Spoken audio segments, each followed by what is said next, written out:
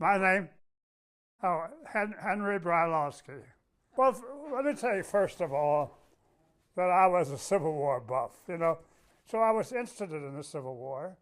And when they appointed a committee, a commission, a D.C. commission, we had a reproduction of the Battle of Fort Stevens. We had a man in a stovepipe hat impersonating Lincoln. And I was the sort of the announcer and told them what happened during the battle. We also, well, that was another thing we did. Of course, the parade at the end of the Civil War, you have to understand, took 2 full days to pass the Capitol. Well, when we reenacted, we may have had 50 men march by. We built a little stand right in front of the White House, and we pretended like it was the original stands and had a little reenactment. You know, there are a number of Civil War pictures, photographs, which the Library of Congress owns.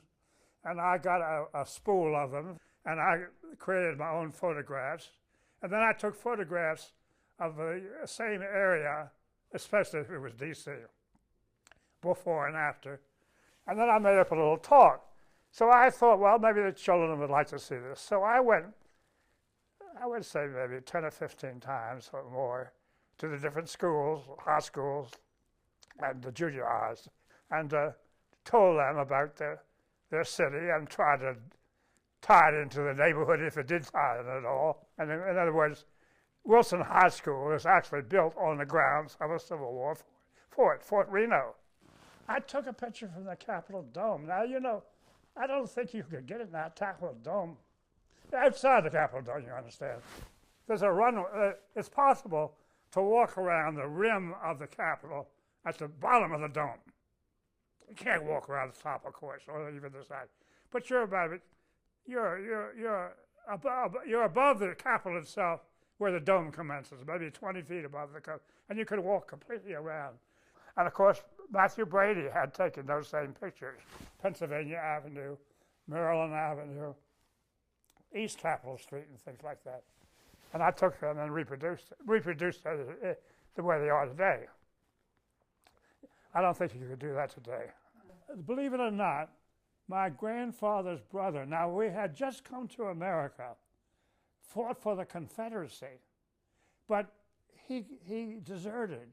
He was down in Charleston, South Carolina, and he had maybe just been there like 6 months. He was an immigrant, you follow me? He was a young man, young Jewish man, right? So like 25 years old. And I'm just putting myself in his place. Would I want to fight a war right as soon as I came to America against people I didn't know? So I'm excusing him for deserting. He did desert, and he went north and founded a branch of the family in Philadelphia and became very successful. But he was a Civil War soldier for the Confederacy in Charleston, South Carolina.